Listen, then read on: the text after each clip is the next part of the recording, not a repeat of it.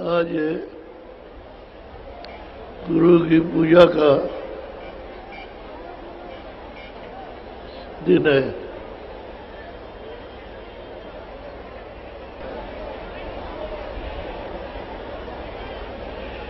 ये महात्माओं से ही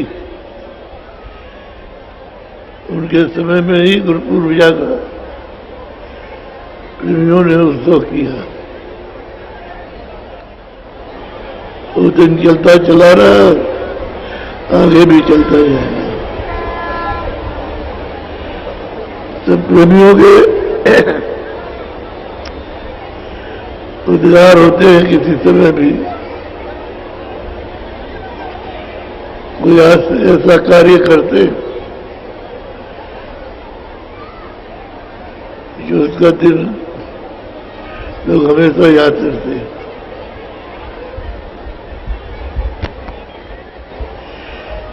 ऐसे समय में हमको प्रार्थना करनी चाहिए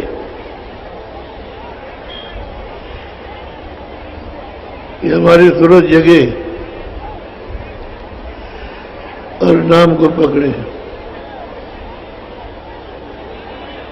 साधक को चाहिए कि हम भी जोर लगाएं और कृपा भी मिलनी चाहिए। जब कृपा दोनों तरफ से होगी, एक गुरु की तरफ से, दूसरा मालिक की तरफ से, और साधक की साधना का जोर होगा तो सब सूरत के लिए सब सुलभ हो जाता है। उधर की भी कृपा नहीं ली, इधर की भी। साधक जोर लगाता है तो उससे काम नहीं बनता, नहीं बनता। साधना तो एक निमित्त मात्र है, बाकी सब दया का काम है। रास्ते में खड़ा करना इसलिए होता है कि वो प्रकाश को बर्दाश्त नहीं कर सकता। जब भी प्रकाश को बर्दाश्त करेगा, जब साधक को गुरु अपना रूप दिखाते चलेंगे, तब बाद में स्थानीय रूप का दर्शन कर सकता है। नहीं तो प्रकाश इतना है कि आंखें चकाचौंध होके बंद हो जाए, फिर खुलती नहीं। आवाज इतनी तेज है कि साधक उसको बर्दाश्त नहीं कर सकता, मृत्यु हो सकती है उसकी, शरीर छोड़ सकता है। लेकिन गुरु धीरे धीरे धीरे धीरे तो बर्दाश्त कराते हैं। साधकों में भी लिखा है, और जो परिपूर्ण होकर के आए उन्होंने भी कहा।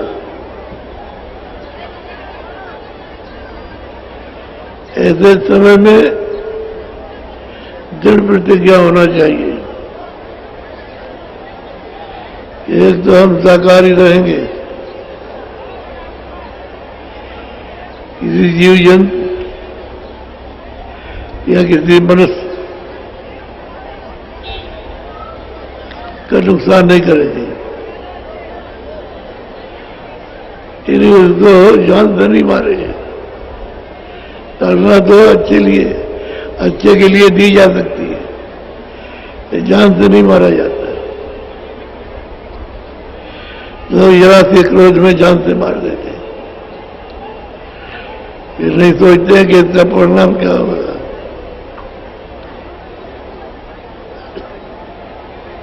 तो साधक को ये सब चीजें बताई जाती हैं। जैसे तुमको तकलीफ है, ऐसे दूसरे को भी तकलीफ है। पशुओं में सूरत रहती है, उसको भी तकलीफ है। कीड़ों में सूरत रहती है, उसको भी तकलीफ है। जो जहां जिस शरीर में है उसमें उसी तरह की पीड़ा मिलती है जैसे मनुष्य शरीर में आप अनुभव करते हो। तो आप तो दवा मांग लेते हो कि इस दर्द की दवा दे दीजिए, लेकिन पशु तो कह नहीं सकते। डॉक्टर बनाए गए लेकिन फिर भी पता नहीं लगा पाते कि कहां पर दर्द है। जैसे मनुष्य का उंगली में दर्द होता है, दांत में दर्द होता है, पैर की हड्डी में दर्द होता है, तो शरीरों के अलग अलग अंगों में जो दर्द होता है उसको वहीं महसूस होता है, यहां दर्द हो रहा है। ऐसे ही पशुओं को भी, उनको भी उस दर्द का अनुभव वही होता है जहां हो रहा, लेकिन वो मांग नहीं सकते दवा कि हमको यहां दर्द हो रहा है, दवा दे दीजिए। आप मांग लेते हो क्योंकि आप में तत्व पूरे और पशु पंछियों में तत्व कम। इस वजह से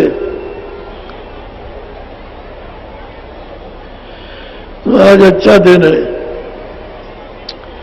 याचना करने का।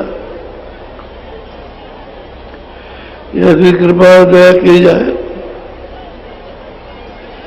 इस साल भर के अंदर हमारी सूरत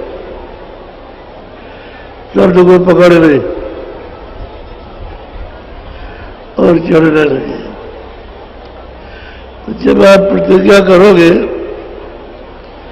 करने के साथ साथ, तब तो वो कामयाब होगी।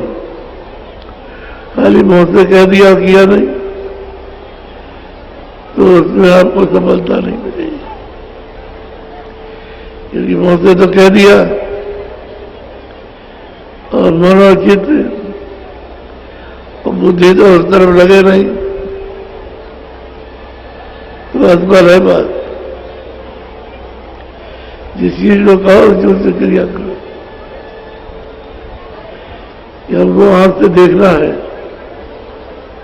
कान से सुनना है। जब आप लगोगे उसमें तो दया मिल जाएगी, तब दया मिलती है। और साधुओं को, स्त्री पुरुषों को दया मिल रही है और जगह जगह सुनने को भी मिलता है कि साधक ऐसी साधना करते जिनको अपने तन का होश नहीं है। और ये तो बात है ही, जब शरीर छोड़ेगी तुरंत तो शरीर का आभास नहीं रहे, क्योंकि जिसमें बैठी थी उससे ऊपर हो गई, निकल गई चली। और वहां का आनंद, लेकिन क्योंकि श्वास की पूंजी उसकी यहां रुकी पड़ी हुई है, तो वापस आएगी तब श्वास की पूंजी चलेगी। नहीं उतने दिनों तक, जब तक ऊपर में जितने घंटों रहेगी श्वास बंद रहेगी। श्वास सूरज के साथ निकलती है, तो सूरज यहां रहता नहीं तो श्वास नहीं निकलेगी, तो आयु बढ़ जाएगी। जैसे 50 बरस का है तो 100 बरस भी जा सकता है, 100 बरस का है तो 150 बरस भी जा सकता है। ये संभव है। सांस की पूंजी नहीं निकलेगी तो आयु बढ़ जाएगी, और हमेशा बढ़ती रही, अभी बढ़ रही, आगे भी बढ़ेगी। लेकिन जो महात्मा जिस समय के लिए आए वो उतना काम करते हैं और अपनी पूंजी को किसी को दे देते हैं। स्वास्थ्य की पूंजी को किसी को दे देते, समय से अपना काम किया और चले गए, उसका भी काम हो जाता है उस पूंजी से। जल्दी उसका अभ्यास बन जाएगा, जल्दी सूरज शब्द से जुड़ जाएगी, ऊपर को चढ़ चलेगी और बर्दाश्त भी करती जाएगी। इस तरह से होता है। इतने देर में इतना काम करो, मालिक का हुक्म दे करके भेजा जाता है। तो वहां से जो हुक्म जाए उसका उन्हें पालन करना, वैसे वही मालिक है, तो सब कुछ कर सकते हैं। आपके लिए तो वो मालिक ही।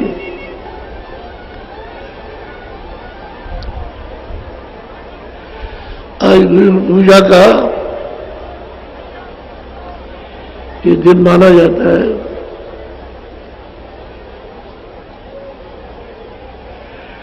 साधकों को दृष्टि से पूजा करना। एक तो दो आंखें और एक अंदर में तीसरी आंख है, तो सच्ची पूजा तो तीसरी आंख में होती है। बाकी दो आंखें हैं तो पूजा शरीर की करती है, लेकिन चेतनता का नहीं कर सकती। और उसकी दृष्टि जो अंदर की है वो चेतन पूजा, गुरु की सच्ची पूजा करते हैं। जहां गुरु बैठे हुए हैं प्रकाश में है, वहां रोशनी में नहीं है, अंधेरे में नहीं बैठे, प्रकाश में बैठे हुए। वहां भी उजाला, उनके चारों तरफ भी उजाला ही उजाला है। और गुरु का वो जो दरबार है, जब गुरु के दरबार में जाओगे तो ऊपर भी दिखाई देता है, नीचे भी दिखाई देता है, दोनों तरफ दिखाई देता है। तो ऊपर तो नीचे से ऊपर आया, ऊपर ही उनको जाना। तो साधक जब गुरु का दर्शन करता है तो नीचे का नहीं, अर्जी या प्रार्थना ऊपर जाने की, कि आपकी दया सारा का बल मिलना चाहिए। तो गुरु ने अपना मुकाम हर मंडल में बना रखा, बनाया, ईश्वर के लोक में, ब्रह्मलोक में भी बनाया, पारलोक में भी उनका स्थान बना, और महाकाल देश में भी स्थान बना। और सच्चे साईं, सच्चे गुरु तो सतलोक में है ही। तो पूरा देश भी सच्चे गुरु का है। यहाँ सब जगह पर बैठक बना ली ताकि साधक को जाने में कोई किसी तरह की अड़चन न हो। और बात बताते जाते हैं साधक कि वहां मिले, वहां मिले, वहां मिले, तो निकल जाता है। अभी हम सब लोग इन सब चीजों को सुनने के लिए कच्ची हैं। ये चीजें सुनने को अभी धीरे धीरे आ रही हैं, ये मिली नहीं है। अभी तो सिर्फ बाहर से अंदर जाने की बात हो रही है, और अंदर घाट से ऊपर की जब तो अभी आपको उसका संकेत मिला, ये हो रहा है। अब इसी में प्यास लग जाती है, इस रोज को प्यास लग गई तो तब ये पानी तो चाहते हैं, वही पानी चाहती है, अमृत पीना। ये दर्शन नहीं, वो दर्शन चाहती है, और नूर का दर्शन, चेतन दर्शन वो चाहती है, ये नहीं। तो इसलिए कदर है कि इसी सेवा को समझाओ, इसी से वो समझाया जा सकता है। ये नहीं रहेगा तो समझाया नहीं जा सकता। तो इसकी महिमा पहले इसी सेवा को समझाओ कि ये भी पूजनीय है। यहां मृतलोक में तो ये पूजनीय है, ये नहीं मिलेगा तो रास्ते नहीं कोई बताएगा।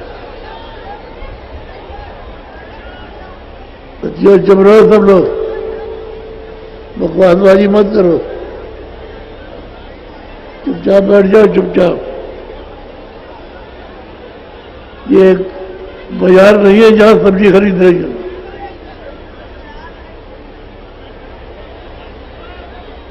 तुमने आए बैठने में इतना शोरगुल।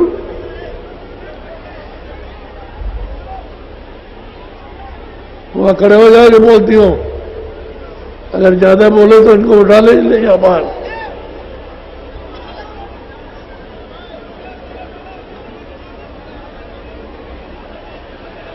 जय गुरुदेव।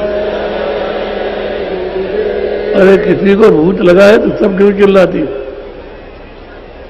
एक को लगा हुआ, इनको रोज कहा जाता कि डाक बंगले में भूतों को भोजन दिया जाता, भाग जाएंगे। तो वहां नहीं जाती 8 बजे और यहाँ खाना होता है। तो भूत लगा हुआ है तो बात कर रही है।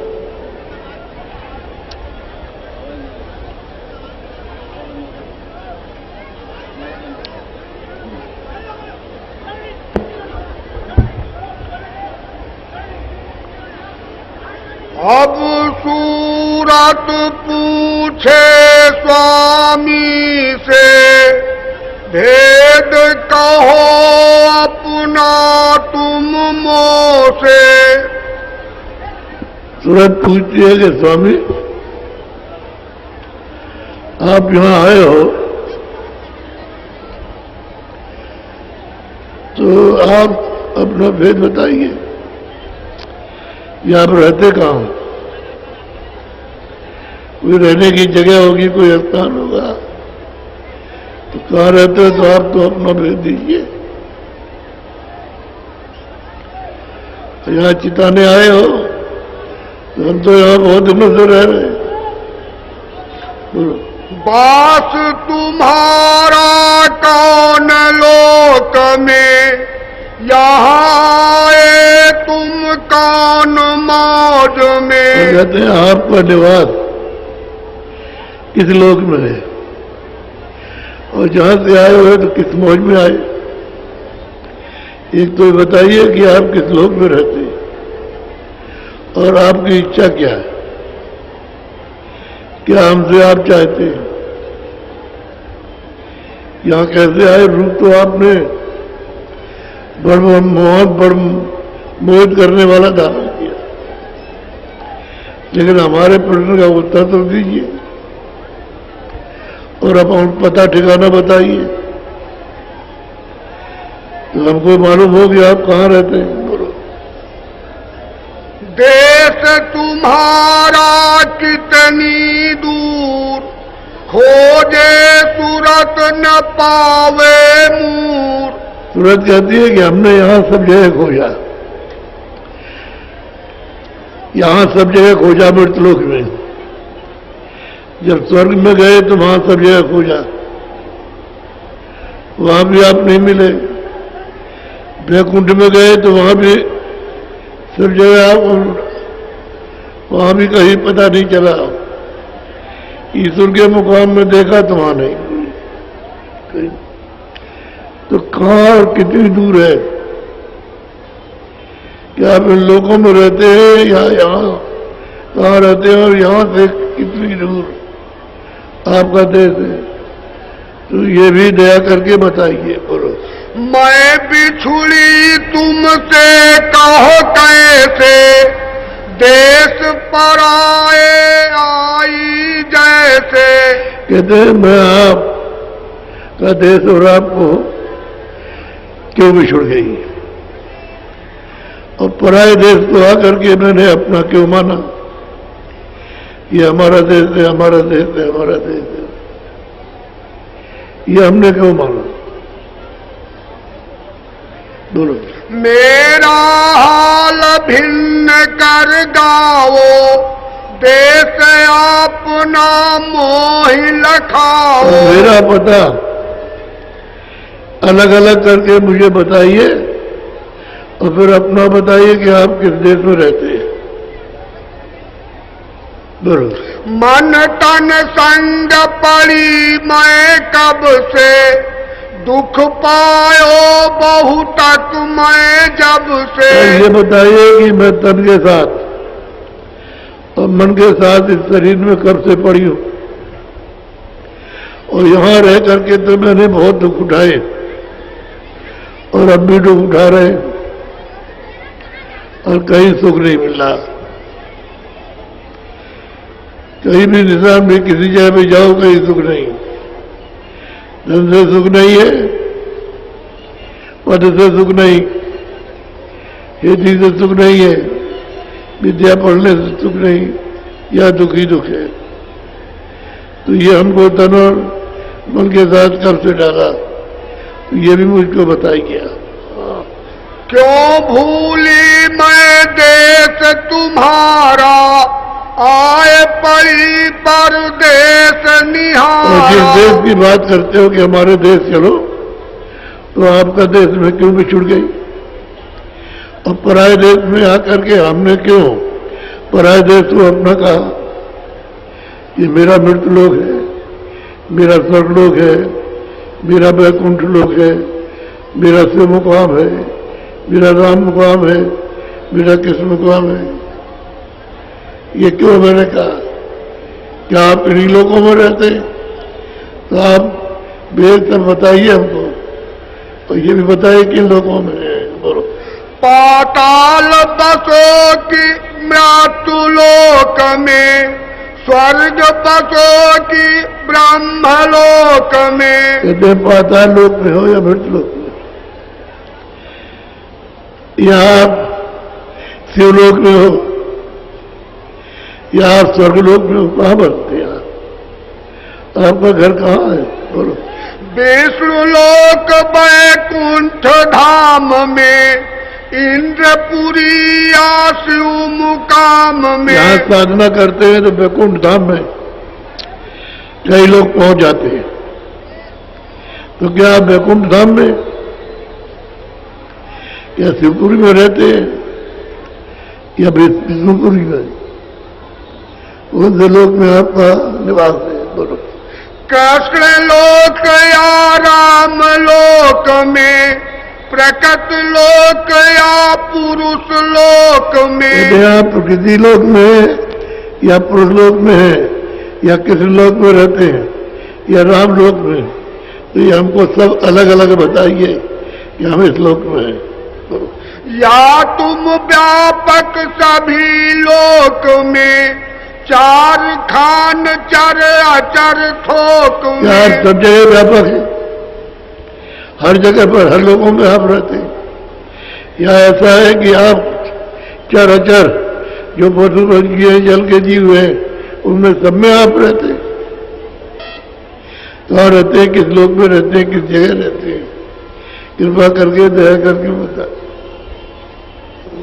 क्यों मोहि डाला काल लोक में, अति भर माया हर्ष शोक में। हमको क्यों काल के लोक में डाला, और मैं आकर के जब गिरी तो मैं शोक में, मोह ममता में, इसी में रात दिन फेरी जा रही है, और इससे छूट नहीं सकती, तो हमको क्यों यहां डाल दिया, उसका कारण क्या बना, या मैंने कोई अपराध किया था जो मुझे यहाँ डाला गया। बोलो।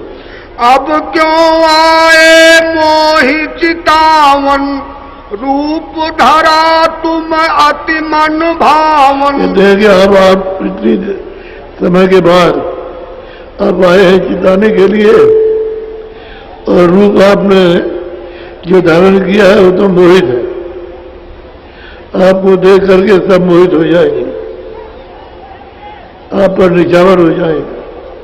ऐसा आपका मनमोहन रूप है, तो क्यों मुझे पराये देश में डाल दिया, और इतनी देर के बाद क्यों आया आप चिताने? बोलो। मैं दासी तुम चरण निहारे, भेद देव तुम अपने सारे। तो कहते हैं मैं दासी हूं आपके चरणों की, आप सारा का सारा कितने भी भेद है सबको देखिए। तब हंस शब्द सुआबी बोले, सुनो सूरत तुम मैं कहूँ खोले। अब स्वामी बहुत प्रसन्न हुए कि तूने हमसे पूछा है तो हम सब खोल करके तुझको बताऊंगा, तुम उसको सुन। बोलो। जो तू पूछे भेद हमारा, कहूँ सभी अब कर विस्तार। हमारा भेद पूछा है तो मैं सभी सब तरह का मैं तुझे पूरा भेद बताऊंगा। मैं हूँ अगम अनाम अमाया, रहूं मौज में अधर समाया। अब कहते हैं कि मैं अगम हूं, अनाम हूं, मेरा कोई ना, माया से रहित हूं, और मैं अधर में रहता हूं, मेरा कोई भेद नहीं जानता, कोई नहीं पहचान सकता। मैं यहां से जाऊं और बताऊं जाकर के तो वो बताएगा कि वहां पर है, वैसे कोई नहीं जान सकता, और मैं अधर में रहता हूं, अधर में सर पे ऊपर, जो सबका आधार है वहां रहता हूं। बोलो। मेरा भेद न कोई पावे, मैं ही कहूँ तो कहन में आवे। मेरा भेद कोई नहीं जानता, मैं ही कहूंगा तो कहने में आएगा। जब मैं यहां से भेजूंगा अपने बोझ में, तो वो सूरत नीचे सबको बताएगी, ये रास्ता है, इस तरह से चलो, हम तुम्हारी मदद करेंगे और घर पहुंचाएंगे। वो घर तुम्हारा नहीं है, ये घर तुम्हारा है। बोलो। प्रथम अगम रूप में धारा, दूसरे अलख पुरुष हुआ न्यारा।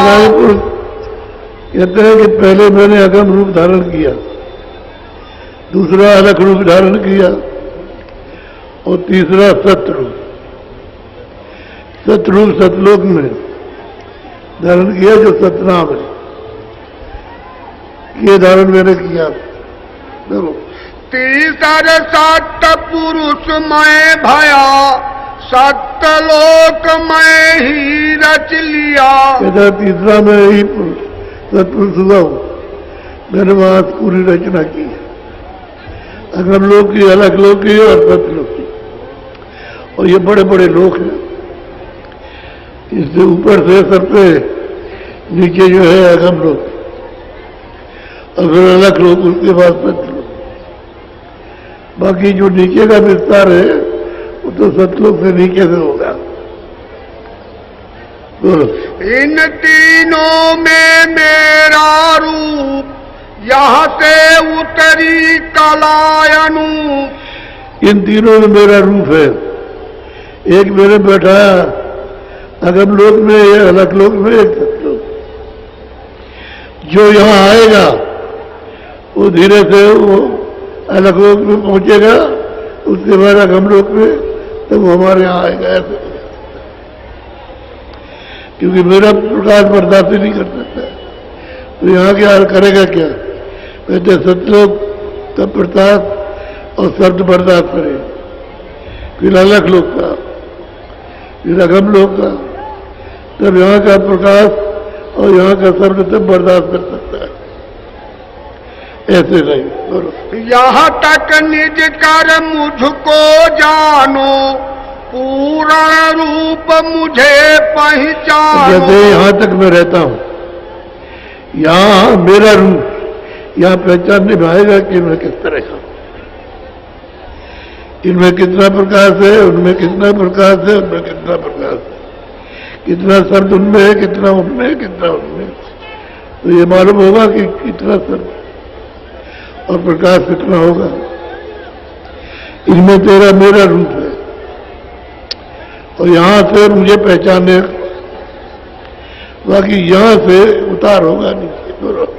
अंश दोय सत पुरुष निकारी, ज्योत निरंजन नाम धरारी। दो अंशों को निकाल के बाहर किया कि पुरुष एक नारी है और उनका नाम रखा निरंजन। उस जल कमल में बैठा दिया और झंझरी द्वीप में नारी को, दोनों को यहां जाकर के बैठा दिया। तो जब इन्होंने नीचे ला करके मंडल बना के इनको बैठाया तो फिर उसके ऊपर में ब्रह्म को बैठाया, पर ब्रह्म को, फिर सतलोक के नीचे ही मां काल पुरुष वो लोक को उन्होंने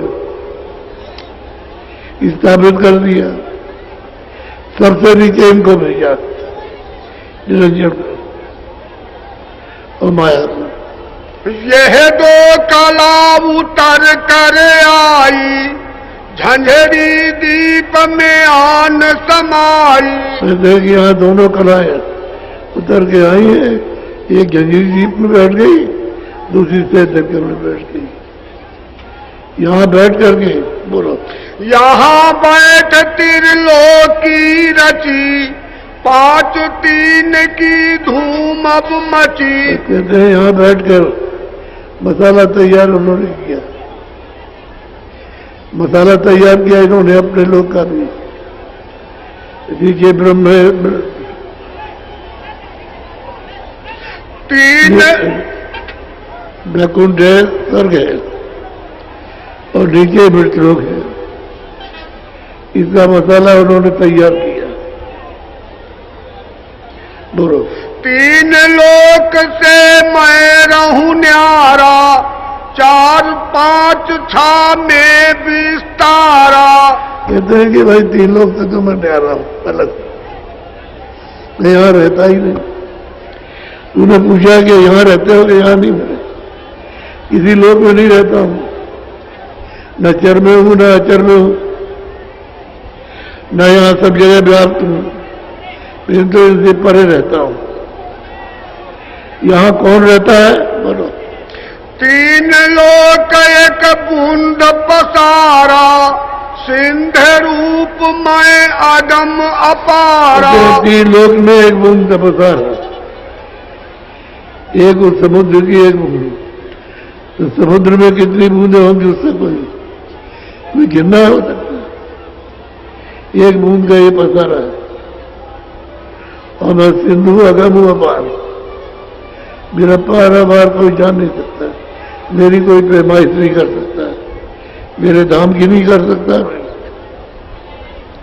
बोलो, मैं न पताल स्वर्ग नहीं मिलता, ब्रह्मा विष्णु महेश न जुगता। मैं पाताल में हूं, न मैं आऊं न ब्रह्मा हूं, न विष्णु न शिव, राम हूं न कृष्ण, न पृथ्वीलोक में हूं और न प्रकृति लोक में हूं, न माया के देश में। बोलो, नहीं गोलोक नहीं साकेत, इंद्रपुरी नहीं ब्रह्म समेत। कहते किसी में भी नहीं हूं, साकेत लोक में नहीं हूं, राम कृष्ण लोक में नहीं हूं और इंद्रपुरी में नहीं हूं। तीन लोक व्यापक मैं नहीं, बूंद एक मेरी यहाँ रही। कहते तीन लोक में उसमें व्यापक नहीं है। जो जब तीन लोक में नहीं है तो चराचर में कैसे हो जाएंगे? एक बूंद हमारी यहाँ रहती है, उसी बूंद का सकल पसारा, वेद ताहि कहे ब्रह्म अपारा। इसी बूंद का निरंजन भगवान का ही सकल पसारा है। इसी को वेदों में लिखा है कि इसके आगे कुछ नहीं, लेकिन इतना कि आगे कुछ है, ऐसी खबर लगती है, पर हमने नहीं देखा। जिसने भी ये किताब लिखी है उसने कहा आगे कुछ है, हमने देखा नहीं, लेकिन इसके आगे कुछ नहीं, ये है, यही है, इसी को कहते हैं ये अपार है, ये वो, और यह एक बूंद, उसकी एक बूंद है और आप उसको अपार कहते हो, फिर क्या कहते हो, और कहीं कुछ नहीं है, यही है जो सब धर्मों ने बताया, यही है। और आगे संत कहते हैं ये भी है, और ब्रह्म भी है, पार ब्रह्म भी है, महाकाल पुरुष भी है, और सतलोक भी है, अलगलोक भी है, अगमलोक भी है, और नमामि धाम भी है। संतों ने सब देखा तो सबका वर्णन किया, इन्होंने आगे नहीं देखा तो ये कहते हैं आगे नहीं। ये एक बूंद ही है, तो जब बूंद को सिंध कह देंगे कैसे पूरा जान लेंगे। और संत आए तब उन्होंने पूरा बताया कि वहां की एक बूंद काम कर रही है, तो आप मानने को तैयार नहीं। वो कहते हैं तुम नहीं मानते, चलो हमारे साथ। कहते हम नहीं जाएंगे आपके साथ, हम तो इसी को सब कुछ मानेंगे। तो चलते भी नहीं, जाते भी नहीं, इसी को कहते हैं, और उसको नहीं मानते। जो अपना है उसको मानते नहीं, अपना घर है, अपना देश है, अपने मालिक उसको नहीं मानते और इसको मानते। तो फिर कैसे आप स्थिर रहेंगे? ये तो ये भी सब नाश हो जाएगा, तो निरंजन भी नाश हो जाएंगे, तो ब्रह्म भी नाश हो जाएंगे, पार ब्रह्म भी नाश हो जाएंगे, महाकाल सबको समेट लेगा और समेट करके चिटाई की तरह से अपने नाके में रख लेगा। और महाकाल के ऊपर में सतलोक है, ये इसके नीचे है, और सतपुरुष ने इन सबको निकाल दिया। उनके देश में काल नहीं है, इसलिए जरूरत तू डर मत। एक दफे मौज हुई तो एक दफे अब कभी नहीं होगी। काल को बाहर निकाल दिया हमारे देश में, तेरे देश में अब कभी नहीं जाएगा। बोलो। वेदांती आई ब्रह्म बखाने, सिद्धांती आई शुद्ध पुकारे। इसी को सब कहते हैं, जितनी और किताबें हैं सब इसी को, लेकिन संत मत की जितनी है किताबें उस समाज से हम देता है, नीचे से ऊपर से नीचे तक वो सब बताती हैं, तो उसको मानने को तैयार नहीं। तो आखिर तो किसी ने लिखा, तो वो भी तो किसी ने लिखा है, उसको मानने को तैयार है, इसको भी मान लो। तो वहां झगड़ा करते हैं और झगड़ा खड़ा कर लेते हैं, तो मानते नहीं, इसलिए धोखा खा गए। बोलो। इसके आगे भेद न पाया, सतगुरु बिन उन धोखा खाया। इसके आगे भेद मिला नहीं और सतगुरु उनको मिले नहीं, जो ये भेद बताते तो धोखा खा गए। बूंदी को सिंध कहते रह गए और बूंद को भी नहीं पाया, तो यही चक्कर मार के कर्म करके 84 नरकों में चले गए। बोलो। जितने मत हैं सज जग के माही, इसी बूंद को सिंध बताई। जितने मत हैं, संत मत को छोड़ के जितने मत है, इसी बूंद को निरंजन भगवान को ही सिंध कहते।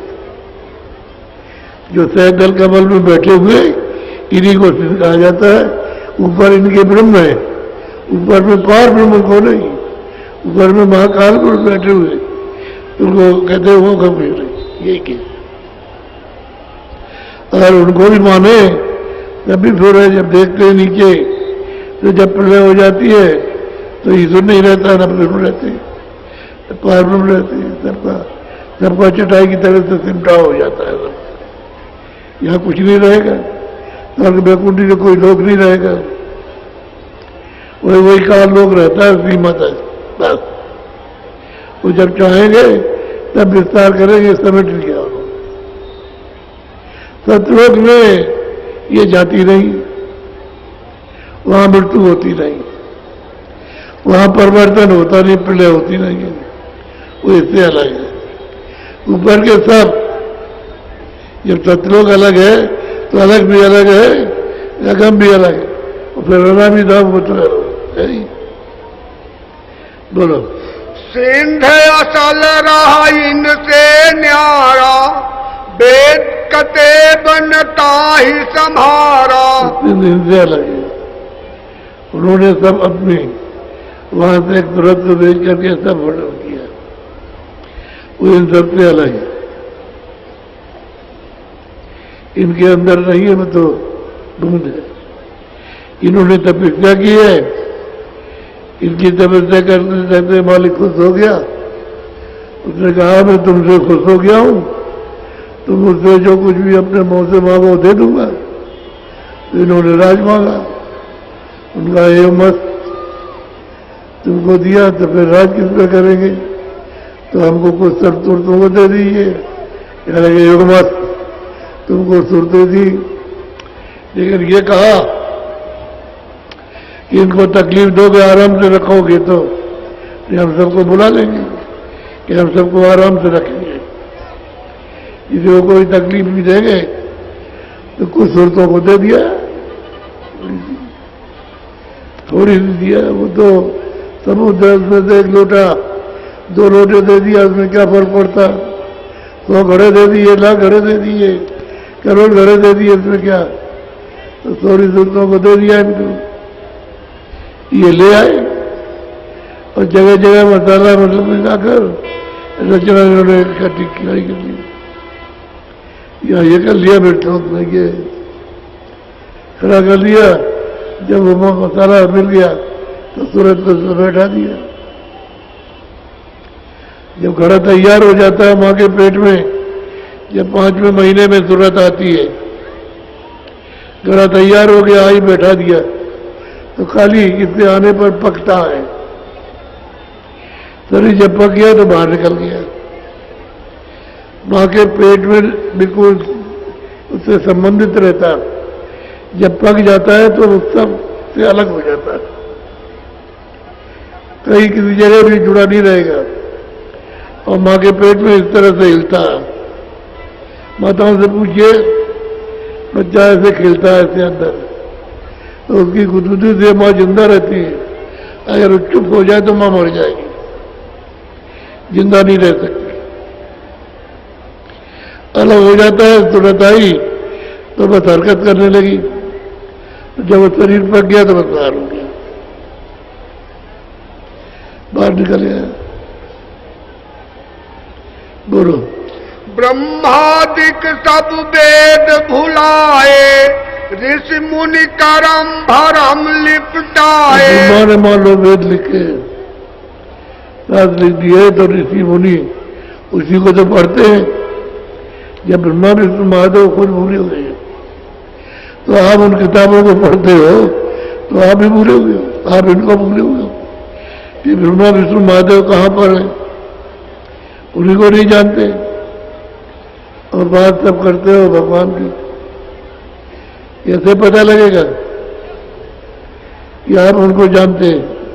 कैसे देखा, कहाँ पर है, तो बता देते हैं सब जगह है।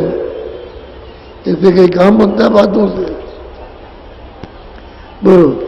पीर पैगंबर कुतुब औलिया, बुंद भेद पूरा नहीं मिलिया। तो जितने भी पीर पैगंबर अवतारी शक्ति है, उनको पूरा भेद नहीं मिला। बस यही से किसी ने 1 को, किसी ने 2 को जानकर वो यही रहे। ऊपर के जब भेद नहीं मिला तो जाएंगे कैसे?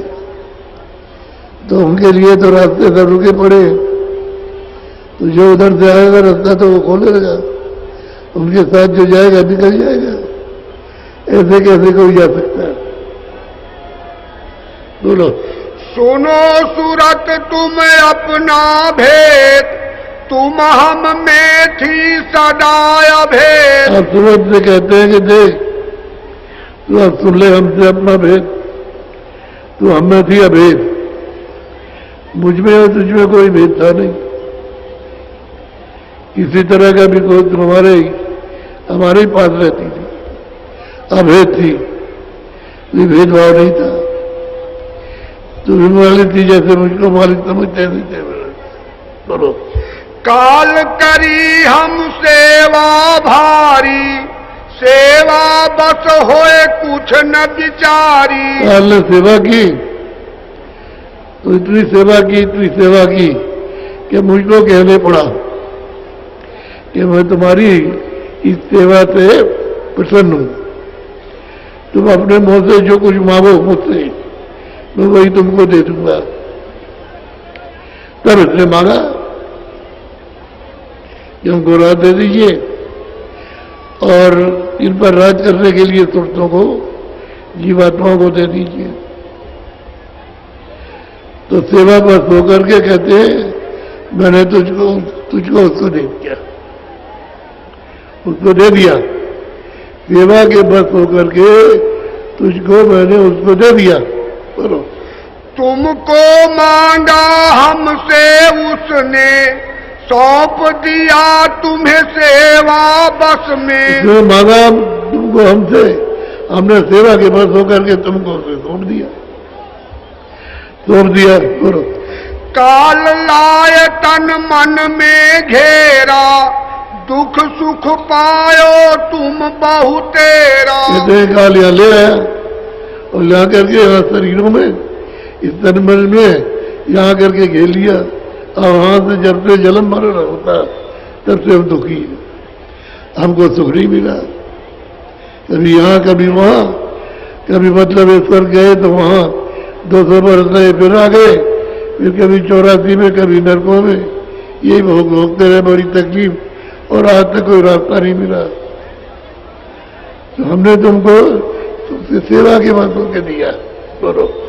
दुख में देखा तुमको जब ही, दया उठी हम आए तब ही। हमने तुमको दुख में देखा कि तुम सब के सब दुखी हो तो हम आए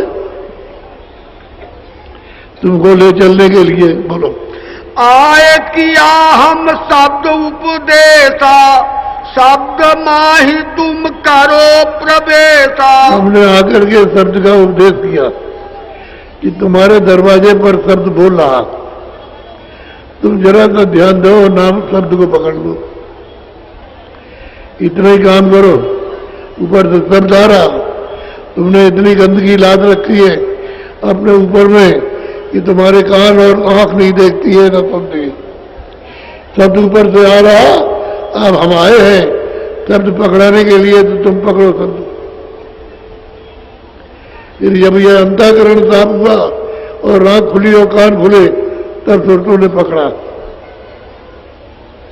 तब पकड़ के चढ़ाई की, तो बहुत सुरतें पहुंच गई। थोड़ी बहुत नहीं, संतों ने बहुत पहुंचाई। बोलो। शब्द शब्द पौड़ी हम रची, चढ़ चढ़ पहुंचो नगरी साची। शब्द हमने पौड़ी बनाई है, यहां से शब्द पकड़ो, खड्डा संख का ऊपर आ रहा है, दूसरे स्थान का उसको पकड़ो, उससे ऊपर आ रहा है तीसरे स्थान का, उसको पकड़ो, उसके बाद में उधर से आ रहा है चौथे स्थान का, उससे पकड़ो, तो सतलोक से शब्द आ रहा है, उसको पकड़ लो और पहुंच चलो सच्ची अपनी नगरी में, सब जो है अपने देश में। ये देश जो है काल का देश है, अपना देश है। तो हमने सीढ़ी बना की, चढ़ने के लिए चढ़ जाओ, ऐसे उतर के आए हो, इसी सीढ़ी से उतर आए और तुमने यहाँ गंदगी को जमा कर लिया, गंदे हो गए।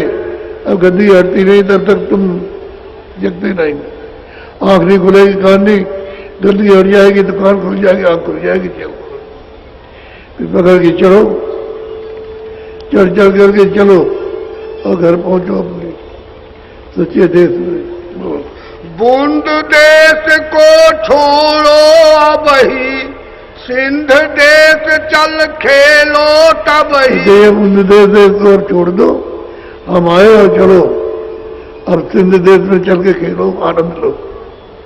वहां कोई मरता जलमता नहीं है, सदा आनंद एक रस, वहां एक रस रहती है, अस्थाई है, कभी उसका विनाश नहीं होता। हम इसलिए आए तुमको ले चलने के लिए। बोलो। बूंद देश त्रिलोकी जानो, रचन मुरक्कब यहाँ पहचानो। बूंद देश त्रिलोकी है और यहाँ मिलोरी, जो तत्वों की मिलोरी है, इसमें जीवात्मा को बंद किया। कहीं पर सूक्ष्म, कहीं पर उससे थोड़े मोटे, कहीं उससे मोटे, कहीं उससे मोटे, कहीं उससे मोटे, और सबसे मोटा है मनुष्य। ये खोल है, इसी में पशु पंछी सब आ जाते हैं, जल पृथ्वी अग्नि वायु आकाश, इसमें सब के सब आ जाते हैं। इस गोल में लाकर के बंद कर रही है। मुफरत रचना तुम्हारे देश, सत्य सत्य जहाँ सत्य संदेश। कहते हैं निकालित रचना तो तुम्हारे देश में है, और यहाँ मिलोनी जो है ये तत्वों की है, गंदगी की मिलोनी है, इसमें ला करके तुमको बंद कर दिया। अब तुम गंदगी हटा नहीं सकते, इसलिए हम आए कि गंदगी हटाएं और शब्द के साथ जोड़े और ले चले। चलो अपनी तरफ बोलो। यह रचना तरकीबी हुई, सो मैं खोल सुनाऊं सही। तकलीफ से रचना तरकीब से होगी, इसी मसाला मिला मिला करके तरकीब से होगी, और तुम्हारे यहां कोई मिलोनी नहीं। वहां चलो स्वच्छ निर्मल पवित्र देश है, और हो आनंद से। मुफरत बूंद हमारी आई, दूसर माया आन मिलाई। जो हमारी बूंद आई है वो तो मिलोनी में आई, तुम इसको पकड़े रहोगे तो नहीं जा सकते। वो जो महात्मा आए उनको पकड़ो तो निकल जाओगे, तो उनके पास पहुंचते ही नहीं, उनकी खोज ही नहीं करते कि खोज करें तो उनके पास पहुंच जाए। वो जानते नहीं महात्मा किसको कहते हैं, तो बस वही रह जाते। जब तक समय पूरा हुआ तब आकाश ने निकाल दिया। फिर वहां जब मिलने का समय आता है तो वही कर्मों का हिसाब देखते हैं।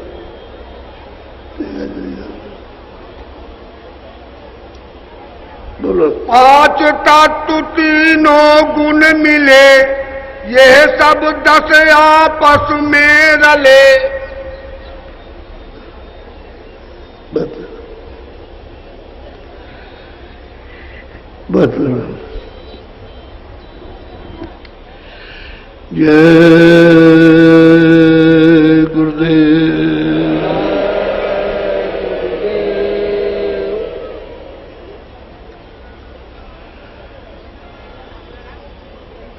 इतने लोग हैं जो नामदान को आए, जरा हाथ उठाओ, आप हाथ गिराओ। कितने लोग फिर उठाओ, ये तो बहुत बड़े, बहुत लोग आए नीचे।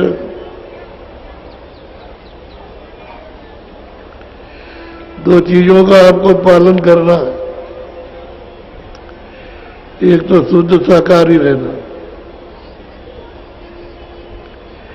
जब तुम्हारा बच्चा मां, तुम्हारा पिता या भाई चला जाता है तो उसको ले जाते हैं किसी मैदान में या तालाब के किनारे या नदी किनारे, उनको ले जाके जलाते हैं। और और फिर उसको वहां जलाकर मुर्दे को ले गए तो अशुद्ध हो गए। तो वहां तालाब नदी नाले में नहाया। कपड़े धोते हो क्यों भाई, क्यों ऐसा करते हो? अगर हम अशुद्ध हो गए। क्यों अशुद्ध हो गए? कहले मैंने मुर्दा ढोया। तो अभी तो तुम्हारी माँ थी, तुम्हारा बच्चा था। कहले नहीं नहीं, माँ बच्चा नहीं था, हम मुर्दा ले आए। तो मुर्दे से हम अशुद्ध हो गए। अब मुझे ये शरीर धोना, कपड़े धोने हैं और मकान धोना, 8 दिन तक धोता, 12 दिन तक ये धोता रहूंगा, नहाता रहूंगा। 13वें दिन 13 ही करूंगा और सब गाँव वालों को खिलाऊंगा, तब मैं समझूंगा कि शुद्ध हो गया।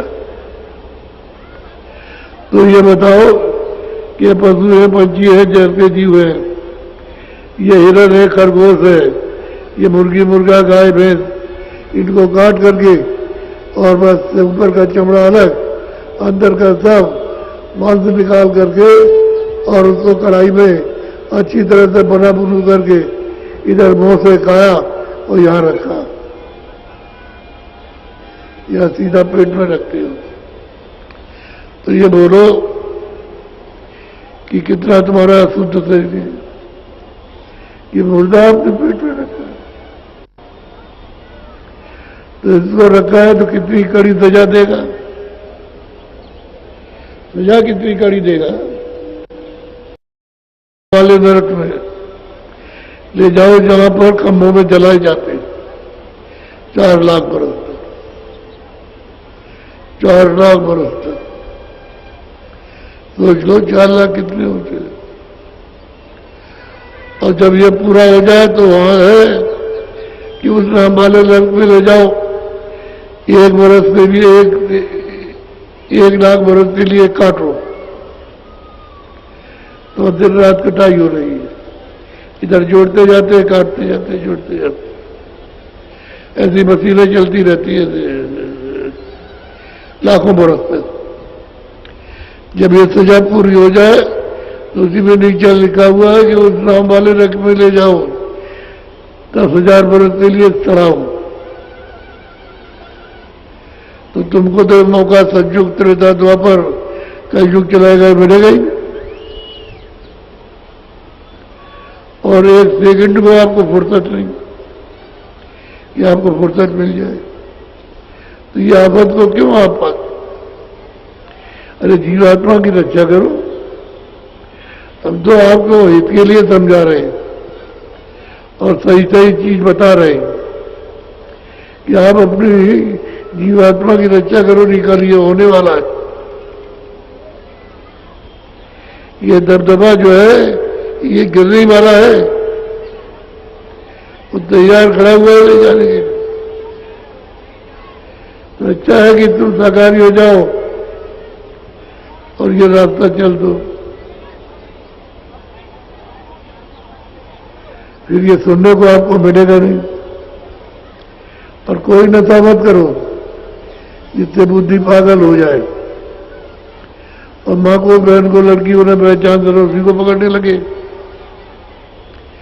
माँ को पकड़ लिया, बहन को, और कमरे में घसीले लिया। जब लड़की ने समझाया कि तो माँ ये बहन है, तो उसको छोड़ के लड़की को घसीटने लगे। जब 10 आदमी दौड़े और मारा, तब उसको होश आया कि अब ये क्या कर रहे थे। अरे बुद्धि पागल हो गई, तो ज्ञान सुन लो क्या? वो तो सब कुछ कर सकता है। अच्छा, इतना क्या दंड होगा? और भी ज्यादा दंड। तो देखो घर घर में, घर घर ये होने लगा और कोई ये बोलता नहीं, चुप है, चुप्पी साथ देता। ऐसा जुग जमाना आया कि बहुत से बोल ही रहे कि जो कुछ भी इज्जत है सब हमारी खत्म हो गई। खत्म तो हो ही गई, जब तुम्हारे घर में ये काम होता है तो कहते हो हो गया। अब कोई थोड़ी समझता है कि माँ है, ये लड़की और बहन है, कुछ नहीं, मुझसे कहते हो और बस करते कुछ। इसलिए आप हुक्का पियो, एक तो शाकाहारी रहो, हुक्का पियो, अच्छे कपड़े पहनो, अच्छा खाना खाओ, अच्छे मकान में रहो, लेकिन शाकाहारी। नशा छोड़ दो, हुक्का पियो, तो जो तुम्हारी बरकत गिर गई वो वापस आ जाए। ईमानदारी मेहनत से काम करो तो सब बरकत वापस